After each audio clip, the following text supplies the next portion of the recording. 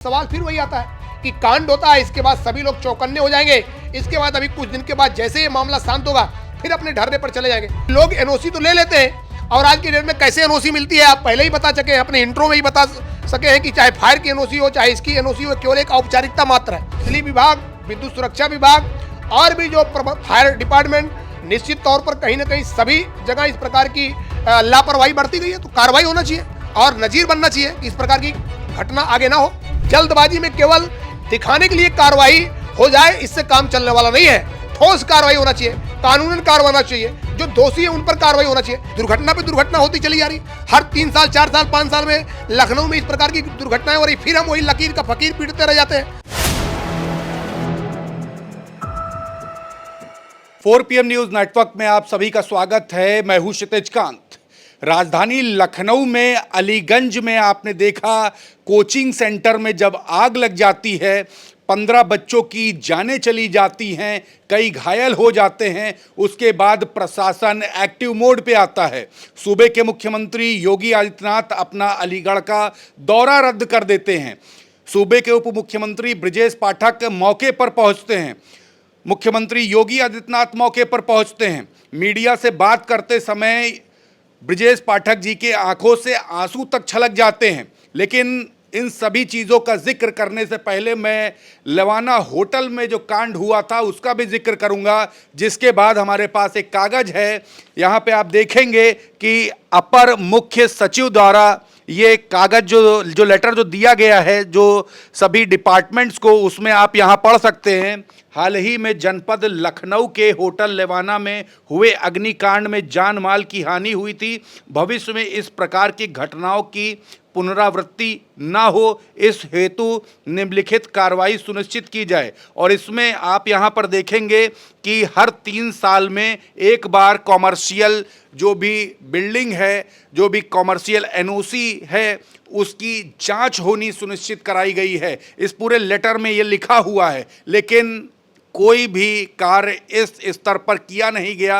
हीला हवाली की गई। एनओसी आप जान रहे हैं किस तरीके से ली जाती है, चाहे वो फायर की एनओसी हो, चाहे वो विद्युत की एनओसी हो, या एलडीए से नक्शा पास कराना हो, सभी पर सवाल है। लेकिन एक नया एंगल है कि बिजली विभाग द्वारा क्या एनओसी ली गई थी, क्योंकि वो पूरा एरिया आप देख रहे हैं रेजिडेंशियल एरिया है, और रेजिडेंशियल एरिया में कॉमर्शियल वर्क नहीं हो सकता। अगर कॉमर्शियल वर्क हो रहा है तो क्या कॉमर्शियल बिजली ली गई थी और क्या एनओसी ली गई थी, इन सभी मुद्दों पर बात करने के लिए हमारे साथ अवधेश वर्मा जी हैं, कंज्यूमर अफेयर के अध्यक्ष हैं, और लगातार विद्युत नियामक आयोग हो चाहे उच्च अधिकारी हों, उनसे लगातार सवाल जवाब किया करते हैं। अवधेश जी, बहुत बड़ी चूक हुई है, विद्युत विभाग पर सवाल खड़े हो रहे हैं, एनओसी के लेकर के बातें हो रही हैं, और रेजिडेंशियल एरिया था। पूरी घटना कैसे देख रहे हैं आप? देखिए, जहाँ तक सवाल है, जो ये घटना है बहुत ही गंभीर घटना है और पूरे देश को हिला के रख दिया है। निश्चित तौर पर हमारे होनहार छात्रों की जान गई, कितने उनके माँ बाप पर क्या बीत रही होगी सभी को पता है। ये बात बिल्कुल सही है कि लवाना होटल कांड में जब ये दुर्घटना हुई थी, आगजनी हुई थी, उसमें काफ़ी लोगों की जाने गई थी। और उस समय अपर मुख्य सचिव ऊर्जा महेश गुप्ता साहब थे, उन्होंने एक एडवाइजरी जारी की थी, बल्कि एक कह दीजिए कि एसओपी जारी की थी। और उनका एक कहना था कि जो आई रूल हमारा आया, जो आई रूल 1956, उसकी धारा 46 में जब अमेंडमेंट हुआ, उसमें क्लियर कट लिखा था कि जो भी वाणिज्यिक संस्थान है, जो LMB2 के कनेक्शन है, अगर उनके द्वारा एनओसी ली गई है तो हर 3 साल बाद वो एनओसी रिन्यू होना चाहिए। और रिन्यू होने के बाद ये देखा जाना चाहिए कि विद्युत सुरक्षा के जो मानक है उसका पालन हो रहा है कि नहीं हो रहा है। जहाँ तक सवाल है, जो अलीगंज में कोचिंग में जो घटना सामने आई, उसमें जो प्रथम दृष्टया देखने को मिल रहा है कि पहले वहाँ पर उस परिसर पर 20 किलोवाट की एक एनओसी 2016 में ली गई थी। लेकिन सवाल है, इसके बाद 2016 के बाद रिन्यूअल क्यों नहीं हुआ? एक सवाल ये भी उठता है जो किसी के भी संज्ञान में नहीं होगा। वो मल्टी स्टोरी कॉम्प्लेक्स था। इसके मतलब जब एनओसी ली गई होगी, तो वो कितने तल्ले पर स्थापित था? उस समय वो मल्टी स्टोरी था या सिंगल स्टोरी था या डबल स्टोरी था? क्योंकि वायरिंग और पूरी विद्युत सुरक्षा का तंत्र उस समय किस आधार पे एनओसी दी गई थी? क्योंकि मुझे पता है कि अगर वो मल्टी स्टोरी कॉम्प्लेक्स की दिशा में होता तो वहाँ उनका अपना ट्रांसफार्मर और पूरी जो इंफ्रा है उनका होता, लेकिन उनका इंफ्रा नहीं था। इसका मतलब एनओसी के साथ ये भी देखा जाना चाहिए कि जब एनओसी हुई 2016 में, तो वहाँ पे परिसर किस प्रकार से बना था, परिसर में निकासी क्या कि खैर फायर को देखना चाहिए था, लेकिन विद्युत सुरक्षा के मानक में कहीं ना कहीं गलतियां हुई हैं।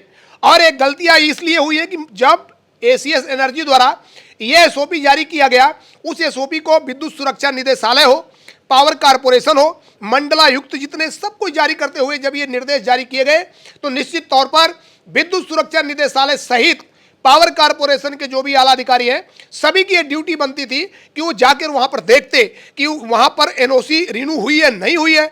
और सवाल ये भी उठता है कि वहीं की बात नहीं है, जितने भी वाणिज्यिक संस्थान है पूरे उत्तर प्रदेश की अगर मैं बात करूं, पूरे उत्तर प्रदेश में लगभग 26 लाख LMB2 कनेक्शन है, वाणिज्यिक कनेक्शन है।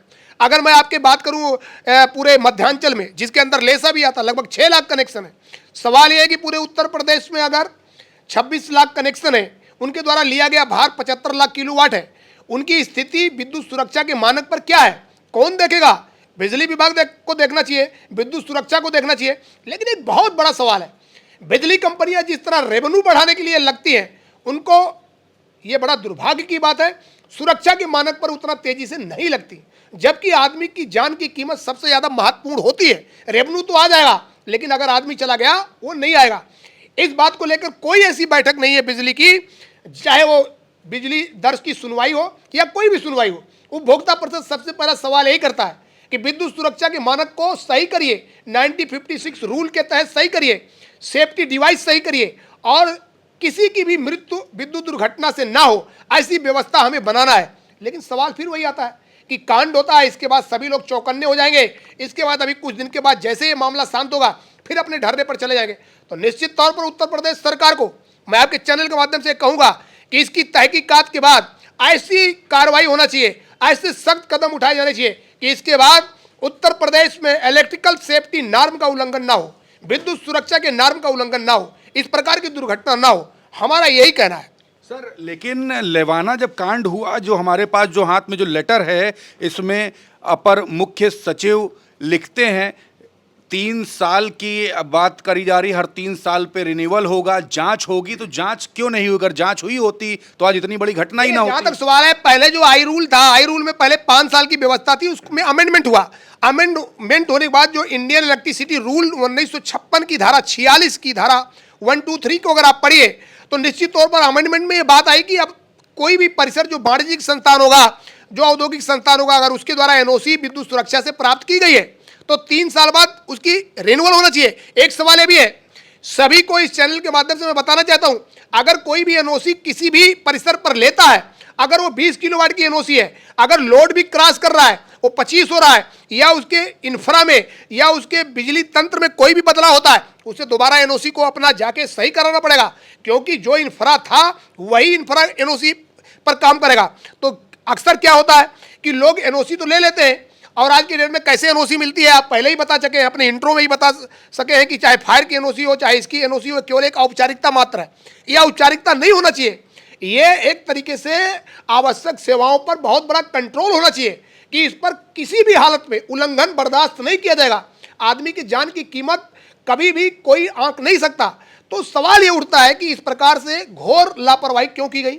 अगर ये जो आपका कहना है कि अपर मुख्य सचिव ऊर्जा द्वारा जारी एसओपी का अगर इन्होंने संज्ञान लिया होता, हर 3 साल में इसका रिन्यूअल हुआ होता, उसके सुरक्षा के मानक को देखा गया होता, निश्चित तौर पर शायद इस प्रकार की घटना ना घटित होती, और आज जो ये जाने गई है हम लोग इस तरीके से परेशान ना होते, देश हतप्रभ ना होता। तो निश्चित तौर पर एक गंभीर मामला है। इस पे जिम्मेदार कौन है? क्योंकि जांच तो होनी चाहिए थी। 3 साल में जब रिन्यूअल की जब बात कर दी गई थी, एनओसी की, वाणिज्यिक जो भी कॉम्प्लेक्स होंगे वहां पर रिन्यूअल की जब बात कर दी गई थी, तो क्यों नहीं हुआ? जिम्मेदार किसको मानते हैं? देखिए, इलेक्ट्रिकल पैरामीटर के तहत विद्युत सुरक्षा निदेशालय हो या पावर कारपोरेशन हो, दोनों की जिम्मेदारी बनती है। इस पत्र में क्लियर कट लिखा है कि जो इलेक्ट्रिकल सेफ्टी डिपार्टमेंट होगा, बिजली डिपार्टमेंट होगा, दोनों को सामान्य में स्थापित करके पूरी सूची इस प्रकार को देखना होगा। कोई कनेक्शन दे रहे, आज तो इनमें भी एक सवाल है कि बड़े पैमाने पर ऐसे भी कनेक्शन होगी जहां एनओसी नहीं होगी, तो इसके लिए कौन जिम्मेदार है? इसका तंत्र दोनों विभाग जो है इनकी आपसी सामंजस्य स्थापित करने के बाद इस प्रकार की घटना को रोका जा सकता है। तो उदासीनता बिजली विभाग, विद्युत सुरक्षा विभाग और भी जो फायर डिपार्टमेंट, निश्चित तौर पर कहीं ना कहीं सभी जगह इस प्रकार की लापरवाही बढ़ती गई है। तो कार्रवाई होना चाहिए और नजीर बनना चाहिए कि इस प्रकार की घटना आगे ना हो। कई अधिकारियों को हटाया गया है उनके पद से, जांच जारी है, एसआईटी गठित कर दी गई है। ये बिजली विभाग में, विद्युत विभाग में कौन लोग जिम्मेदार हैं जिन पर कार्रवाई होनी चाहिए सरकार की? जब कोई भी जांच कमेटी गठित हुई है तो जांच कमेटी को बहुत ही गंभीरता से जांच करके निकाला चाहिए। अभी तो जो कार्रवाई, ये तो एक नैरेटिव सेट हुआ। अभी जो कार्रवाई आपको दिख रही है, ये तो कार्रवाई केवल ये हुआ कि भाई इतने लोग सस्पेंड कर दिए गए, वो तो एक नैरेटिव पब्लिक को दिखाने के लिए हो रहा है, उससे काम नहीं चला। इसकी तहकीकात होना चाहिए, कौन दोषी है, उच्च स्तर से लेकर निचले स्तर तक उन पर कार्रवाई होना चाहिए। एक्चुअली में जो दोषी है उस पर कार्रवाई होना चाहिए। किसी ऐसे अधिकारी पर भी हम कार्रवाई का नहीं चाहते कि जो इसमें जिम्मेदार ना हो, लेकिन अगर जो इसमें जिम्मेदार है उसकी जिम्मेदारी तय होनी चाहिए। जल्दबाजी में केवल दिखाने के लिए कार्रवाई हो जाए, इससे काम चलने वाला नहीं है।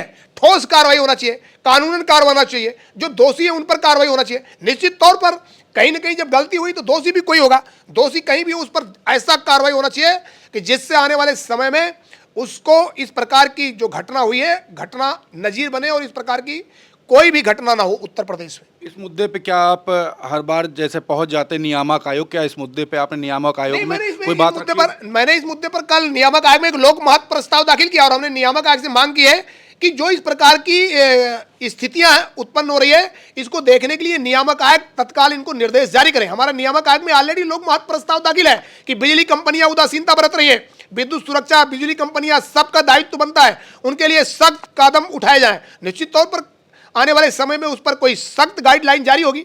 और मैं तो हमेशा ये मान के चलता हूं कि विद्युत सुरक्षा के साथ खिलवाड़ किसी भी स्तर पर बर्दाश्त नहीं किया जाना चाहिए।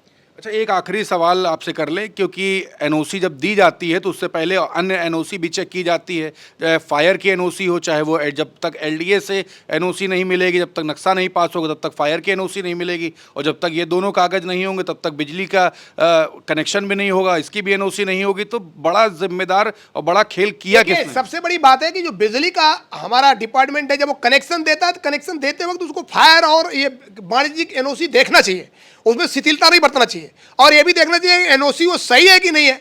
हमारे संज्ञान में भी है कि बड़े पैमाने पर फोर्ज एनओसी भी लोग बना के कनेक्शन की औपचारिकता निभाने के लिए ले लेते हैं, तो इसकी सबकी जांच होनी चाहिए। मुझे पता है, मैं कहना नहीं चाहूँगा, कुछ ऐसे केसेज हुए हैं, हमने देखा कि बहुत से ऐसे भी अधिकारी हैं जो बिना एनओसी के कनेक्शन नहीं देते। उनको लगता है कि आने वाले समय में जब दुर्घटना होगी तो क्या होगा। एक बार चारबाग में दुर्घटना हुई थी, फिर लवाना की दुर्घटना हुई, फिर आज ये दुर्घटना हुई, दुर्घटना पे दुर्घटना होती चली जा रही है। हर 3 साल, 4 साल, 5 साल में लखनऊ में इस प्रकार की दुर्घटनाएं हो रही, फिर हम वही लकीर का फकीर पीटते रह जाते हैं और घटना फिर होती है। इसका मतलब कहीं न कहीं हम लोग उदासीनता बरत रहे हैं और इस प्रकार की कार्रवाई हो रही है।